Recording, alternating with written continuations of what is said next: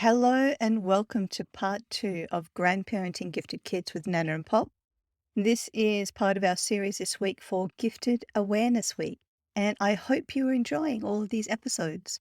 We will have one more in this series to come out later this week with our kids talking about giftedness. And of course, we started the week off with talking to parents about the 5 tips I wish I knew that moment that my child was identified as gifted. But in this episode, we continue our conversation with Nan and Pop. And I just want to thank them so much for being so gracious in joining in the podcast and having this conversation, because I think it was a really lovely conversation. And I hope that it's helping you as well. And I think the beautiful thing here is just taking that moment to discuss that parenting through the generations. And how do we have to adapt that in the first instance, because parenting has shifted as we've learnt more and gained more knowledge about the brain and behaviors.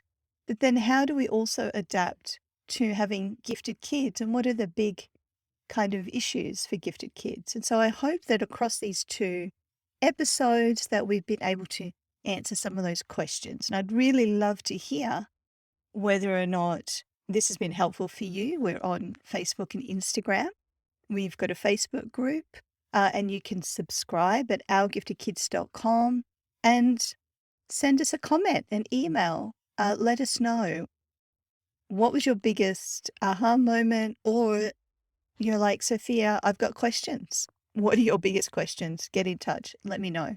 So let's get on with it. Part 2 of Grandparenting Gifted Kids with Nana and Pop. See you soon. Hi, I'm Sophia Elliott. As a parent of 3 gifted kids, I'm here to talk about all things gifted, because I've been isolated and uncertain, and I felt like that parent. Then I found peace of mind, support, and my community. This podcast is about sharing that journey, actually parenting gifted kids, and connecting with advice and support. So we have everything we need for every member of our family to thrive. This is the Our Gifted Kid podcast. So I think the tricky thing is gifted kids can have serious mental health challenges from a very early age. And that can seem very unreal. Like, oh, you just build it, like there's that temptation to kind of go, just ignore it. Or you're pandering, or they're manipulating, or whatever. But the reality is, because they're these highly sensitive, highly emotional, they're like a raw nerve. Yeah. It's actually quite real. And gifted kids are prone to having existential crises, actually at really early age. It's got to do with the way the brain is wired. And they have this halt-apart learning. So they get stuck in this big picture, but they don't have the lived experience of actually understanding how that breaks down. They just get stuck in the big picture. So like a good example is a kid who might get really upset about homelessness, but then not understand the issues and complexities and things around that issue. They just kind of get stuck in the big issue. And so, there are a lot of things in life that are really confronting, even as grown-ups. I mean, recently we've got the whole war thing going on, and people talking about nuclear stuff. Like, that's just rife for existential crises, even as an adult, let alone as a kid. That is so much of that you can take in. So they have a certain amount of capacity to understand some of that issue beyond their same age peers, but then they don't have the emotional or life experience and maturity to handle that issue well. So they need that extra support from parents, teachers, and sometimes psychologists and counselling to kind of work through those things. And it is important, because they're not looking at that stuff in a typical way. No. I think as an adult over the years, it's been important, like for mental health, to understand how your brain works. Yeah. I think that's a big factor in accepting that, it's understandable. We can understand it. Yeah. Which helps, I think. Yeah. And the knowledge we have about the brain is really recent. Yeah.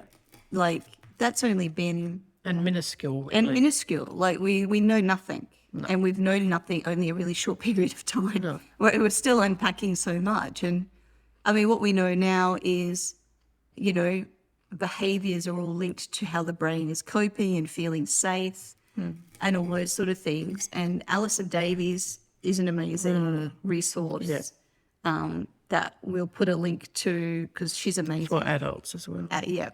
About she really unpacks how the brain impacts the behaviors. Yeah. And this is the knowledge that we have now that we didn't have in previous generations. No. And I discovered her when COVID started. Yeah. And she was brilliant because it's such a simple thing, really. Complex, but simple measures. Like, you know, I was singing all over the place. Like every day there was some other singing opera and you know, like it was, but that changes your brain. If you have music in your life. Which inspired me to go on to learn the guitar that I'd always wanted to do. So I think, you know, that has such a healing thing in it. On music. Yeah, she talks a lot about music, so she's a really great resource. I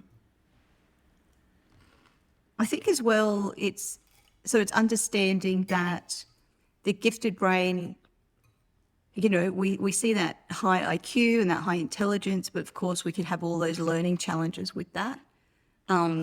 But what research and practice is showing that we need to focus on that strength, not always just the deficit. So we will often focus a lot on fixing the thing that is wrong, but ignoring the fact that this child is also very capable intellectually. And what kind of research shows us is if we can meet those intellectual needs and build that child up, that actually goes a long way to, you know, the development of that child. I think it's key though, isn't it, what Mark said, just, you know, straight up, like you've got to change your attitude. You just got to change your attitude from the old ways of shaming and blaming and pointing and, you know, basically making people feel rotten and controlling them, you know, to actually embracing it and going, well, you know, you're all okay. We can all do it. I think it's about changing the attitude. I think a part of that is also about us acknowledging that growing up with that parenting, the shame and the fear, and that was really rough. And now we know more. We can actually look back and actually go, do you know what, guys, that was really rough. Like that was really traumatic. That must have been really hard growing up that way, and acknowledge that pain. Stuffing your feelings down. You know, and it's kind of like, I think a part of this conversation is actually that acknowledgement of, like you said, the pain that would have caused, because we know it. And now we know we have this opportunity to do better, but also that opportunity to acknowledge the generations that had to get through that pain because we didn't know better then. Do you know? And that's really shitty. That's really hard to have gone through those childhoods. And we know now, by the information we have now, how hard and how shitty that is. So in one breath, we've kind of got to acknowledge that pain, because I think in order for us to shift, like the mindset, like we were talking about, is actually kind of going, yeah, what I experienced was really shitty.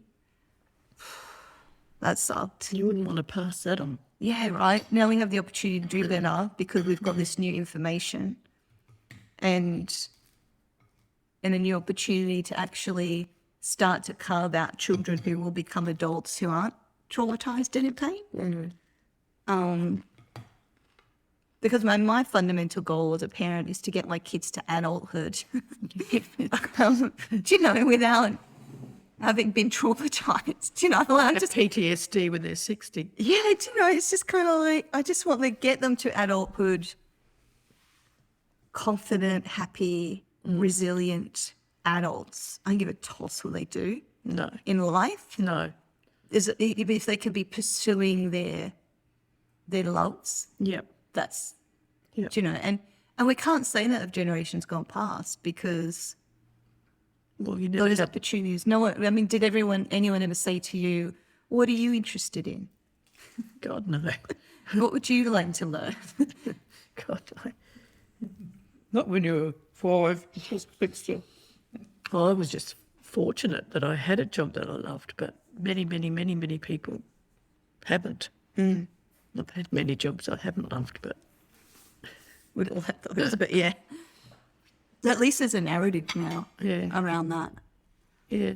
So I think, so if you're a grandparent and you've just kind of found out that your grandkids are gifted, like what would you say to another grandparent in that situation? I would say all we have to do is love them. You know, good to educate yourself, get educated about all these emotions and issues. Yeah, definitely need to be educated. And that kind of gets drip fed to you, I think. Well, that's how it has been for us anyway. But ultimately, we're just there to love our kids. It doesn't matter a toss whether they're gifted or not gifted, except for the fact that there are, I think you just have to just love them, don't try to control them. Just don't try and, if you're having a bad day, tell them, well, I'm having a bad day, I'm going to sit here and have a nap while you just watch TV or some game, because I just, today's not, I'm exhausted or something. I mean, they get that. They'll happily watch TV or their games if you sit there snoring. I want to wake up and go, okay, it's time to wake up, dude. But I mean, they do get it. They do. You can be honest with them. I think that's, you can just be honest with them. Because you said earlier, it's kind of like when, the first time we found out, it was kind of like, what do I do? Yeah, yeah. But you're saying, I just love them. Yeah, you don't actually have to do anything. Yeah. Yeah, no, you just, I think that was it. It was like, oh, okay, what do we do? Oh, what do we do? Yeah. Like suddenly they'd become aliens. Yeah. Yeah, but Because I think parents feel that too. It's kind of like, oh my God, what does this mean? What do I have to do? This huge responsibility. Yeah. Because suddenly you've got this kid with a high IQ. Oh, high IQ. And it's kind of like, well, I'd be like, okay, breathe. First of all, let's breathe. Secondly, they're still the same kid they were before you got this information. Yeah. Yes, they have this thirst to learn, but there's plenty of time. Well, the thing is, you've got to be prepared for, depending on the kid. But I mean, we've had, and even Lily does it now, Barrage, and Sam does it too, I think. Of Nana, can I tell you something? Pop, can I tell you something? And you go, yeah, of course. And it's all about things that, honestly, I have no idea about. Yeah. That goes for Google. Yeah, and it's just, and it's actually just asking them questions. So what does that mean? I'll say, well, what does that actually mean? What is that? And they'll tell you what it is, and all you've really got to do is listen and be curious. You don't have to know more than that, is what I'm saying. Yeah. And it's okay that shouldn't be a fear. Yeah, it's okay not to know more than that. Or like you said, we can Google things. Yeah. But you don't need to, because they kind of know it. They want to talk about it. They want to talk about it. And that's just brilliant, isn't it? Yeah. I'm finding out more. See, that tells you the Google things. Yeah. So what would you say to grandparents? What's your, reflecting on the journey we've been on, what's your biggest? My biggest thing is changing my own ideas about how they, it's probably the things that children do is, the one on podcasts like, Lily, I just say to Lily, use your knife and fork. Yeah. She doesn't have a knife and fork. But it doesn't matter. She's happy. That's true. That's the upset herself. So, and not to be, I think one thing that one of the things parents do, they get embarrassed by things their children do when they're out in public. Yes. And that's where a lot of the angst comes from. Yeah. And I've found, as long as they're not hurting themselves, like knock a cup of tea and that on themselves. And Yeah. I don't worry about it anymore. I don't worry that she's sitting there eating in there. I don't worry if they're, moving things around on the table or stuff like that. It doesn't. Yeah, I know. Because that's where we're brought up that wasn't a thing to do. There's a lot of strict rules about being out. eating and sitting at tables, wasn't there? Yeah. A lot of rules. A lot of it. I mean, I even, as a parent in the early days, had these ridiculous notions of sitting at the table as a family and eating a meal and talking. And I do that. I have had to reset the expectations because we can do it in our own way. Yeah. What is an unrealistic expectation is for me to expect my kids to just sit in the chair and use, like you say, knives and fork and do the whole proper thing because their brain is not wired to sit still. It's actually completely unrealistic. Yeah. And they have all these sort of food sensitivities about textures. It's unrealistic to ask them to kind of eat what's in front of them. And so I've had to, like you say, change my mindset about that, what that looks like, and accept that looks like something different for us, because that's one area where they need that support and accommodation. And for a while now, we'll be like, okay, we're at the cafe, we're going to have cafe manners. So cafe manners is when we are trying a bit harder to sit at our table so we're not knocking other people or the waitresses who have hot cups of coffee. And so we kind of break it down. I say, what would you say? What would a cafe manner be? And the kids will say, well, we might have to do this or that. And we'll go different places and I'll be like, right, we have to have our, I don't know, festival manners or, and I'll just name it. And so then we can have this conversation about, okay, we're in a different place. There are different expectations and rules expected of us. What might they be? How are we going to work in with that?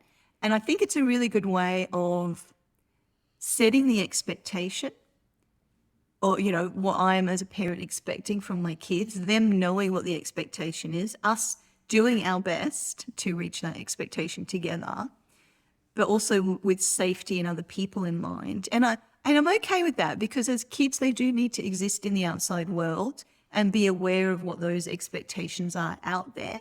And also it gives us the opportunity to choose of the world's expectations what we can and will do and what we won't. Because even at a cafe, it's not that I'm expecting them to sit there because that's something they struggle with. It's that I might, it's kind of like, okay, I'm not going to expect them just to sit in the chair, but I'm going to draw the line of them laying on the floor. It's dirty. Do you know? Like, it's kind of like, So That's the cafe manners. We don't lay on the floor. Yeah, we don't lay on the floor under the table. Don't run up the aisle. We're not going to eat. Don't run on people. Yeah, but it's also acknowledging, and it's always kind of like, okay, we sit somewhere where there's a bit more space or there's a thing, and ideally we go places where there's kid things because then that gives them somewhere to focus that energy. So it's kind of, that's the accommodation, isn't it? Yeah, I think so. And I think that's right, Mark. You forget that you've done this over the years, but you have, haven't you? I mean, there's just a quiet understanding that, they'll eat 2 or 3 mouthfuls and then take off for a while and come back. And, if you got hung up with that, then you're in for a very hard time. Yeah. The children I think it would be quite a toxic environment for the kids if you were onto them like that. Because you're constantly trying to press them into something that they're just not capable. I think if you let go of control, on so many levels actually when you think about it. Yeah, it's like I said, you just got to make sure that they're safe, they're not going to hurt some other person by moving around and they're not going to scold themselves by it.